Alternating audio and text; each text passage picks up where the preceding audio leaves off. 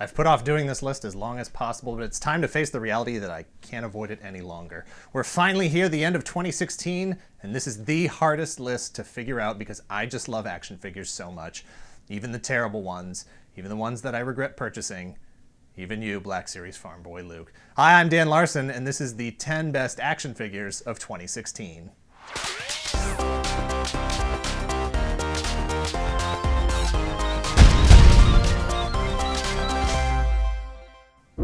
Remember the rules. 1, had to be released in 2016, not just purchased in 2016. There's a little wiggle room for stuff released at the end of 2015 that couldn't be purchased if it wasn't actually in circulation yet. 2, only 10. None of this 16 of 2016 nonsense. Lists are supposed to be made in batches of 10. Number 10 is Hasbro's 6-inch Star Wars Black Series K2SO. We covered this figure back in October, but the opening of the film was still 2 months away. Without knowing who K2SO was, I can only speak about the character design and what Hasbro did with the figure itself. A striking droid design brilliantly executed by Hasbro was made all the more significant after the film was released, revealing who K2SO actually is and what role he plays in the larger events of the Star Wars saga. K2SO is one of the most unique figure designs, and this is a standout piece for Hasbro's 3-year-old Black Series line. Number 9 is Hasbro Transformers Titans Return Brainstorm. I was actively trying to avoid Titans Return completely, but Brainstorm ended up being a piece I could not ignore after seeing images and videos online. Homage to the G1 piece, don't care. Recycled blur mold, I do not care. Completely out of context, I was captivated by the color scheme, his shoulder wings, the space jet alt mode, his nose cone shield, the head design, and the sheer Gundam-ness of the entire package. It's like a GP01 Zephyranthus. It's like a GP01 Zephyranthus FB was recruited by the 8th MS team. It's a throwback to the Diaclone era of transforming robots, and really my only complaint, no micro figure to put in the cockpit while he's in robot mode. Number 8 is Hasbro Marvel Legends Red Skull Wave Captain America, aka Capwolf. When Capwolf debuted in the comics back in 1992, it was unwelcome. That's about the nicest way to say it. There was absolutely no reason for Hasbro to try to revisit that chapter in Cap's history with an alternate wolf head included with this piece. No one was asking for it. To transition this figure to Capwolf, you just put the wolf head on him. That's it. It's not like he's suddenly a werewolf figure. It's just like Cap, but he's wearing a dog mask. Half-assed as it is, as much of a throw-in as that wolf head is, it's been a really fun figure, a ridiculous thing that has made me laugh more and more as the year went by. Number 7 is Mattel Masters of the Universe Classics 2.0 He-Man. I don't know if we needed another He-Man figure this year after Mattel produced several different Classics 1.0 versions from 2008 through this year if you count Anti-Eternia He-Man. That said, this is the first time we've seen an official figure that actually looks like the guy in the cartoons. Less detailed and with fewer accessories than the 1.0 version, but that's the whole point. Soft, flat colors, simple design, emphasis on looking like the cartoon come to life. It's a strong figure of the most important character in the franchise, anchoring a line with the potential to run for at least a few more years before running out of characters that actually appeared in the show. And at number 6,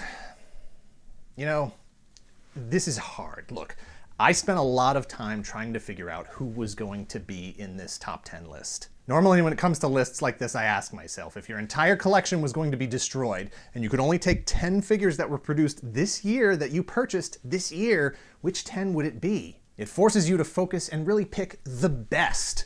But at the same time, there's so many different angles to look at it from. Like, do I pick the 10 that are the characters that I like the most? Does that mean the characters that I like right now or the characters that I've liked for the majority of my life? Like, are the characters from when I started collecting more important than brand new characters that I just started liking this year? Do I pick the 10 that are best representative of the industry as a whole? Should I make sure I have at least one figure from each manufacturer? Do I solicit input from my friends and family? What does best mean? The important thing is to pick the figures that I had the most fun with. All other criteria be damned. Let's start over.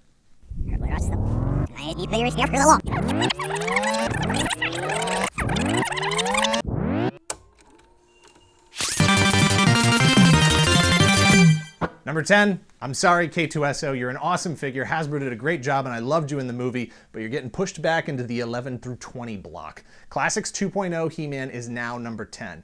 I top 10 like him, but I have to admit that I top 9 like Skeletor.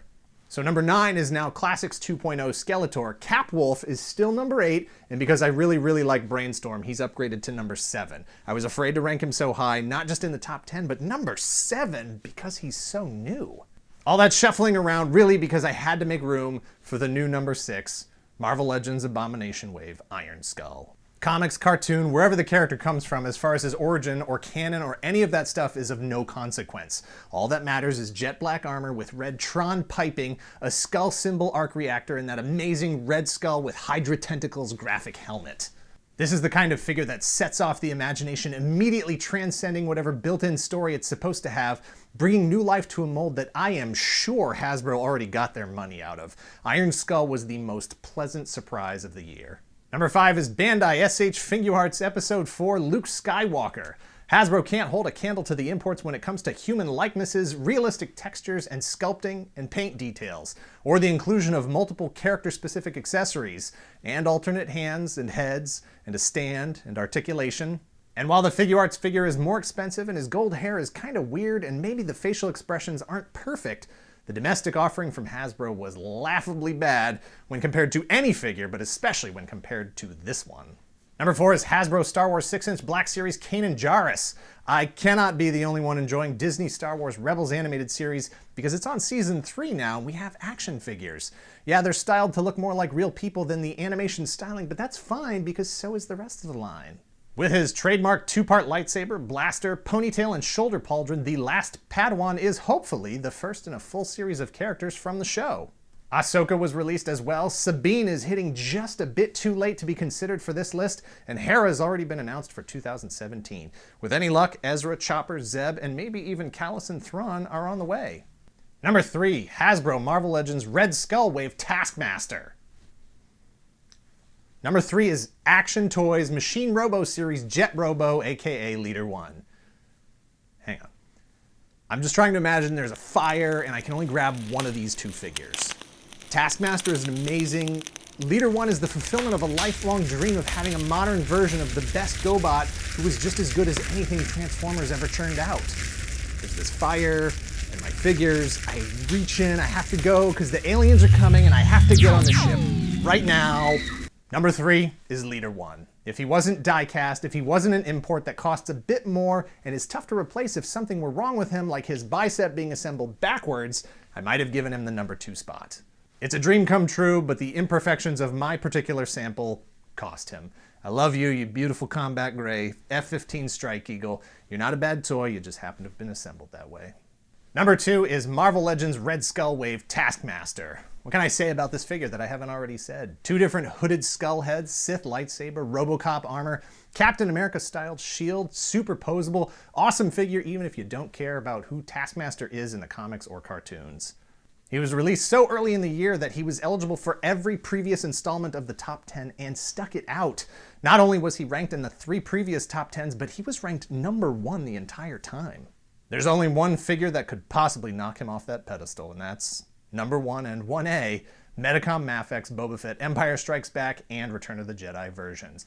Boba Fett, right? I mean, sometimes that's enough. Look, I don't have a lot of Mafex figures, so I can't speak to how these stack up against their general body of work. At the 6-inch scale, the preferred scale of the modern collector, you've got the Black Series, regular and prototype, Revoltech, Bandai model kit, and these 2 Mafex pieces. Figuarts isn't even in the game yet. To have both of these figures come out with their incredible sculpting and paint detail, with their textures and hoses and tiny, fragile, pointy attachments, all within a month of each other is a fantastic way to end the year and this list. Thanks for watching. Please give this video a like, hit subscribe so you don't miss out on all the future videos. Share this with around. Everyone have a piece. This is terrible. Share this with this around. Share this with this around. That's what I wrote. You okayed it. We're doing it. Go yourself, San Diego. Thanks for watching. Please give this video a like, hit subscribe so you don't miss out on all our future videos. Share this around, everyone can have a piece, and let us know in the comments what your top 10 of 2016 are. I don't expect it to match mine. Nobody can buy everything, much less even know everything that was released this year, but follow the rules. Had to be released in 2016, only 10. Go. Go! We did it. You did it. Year's over. Yay. Cut. What are you doing?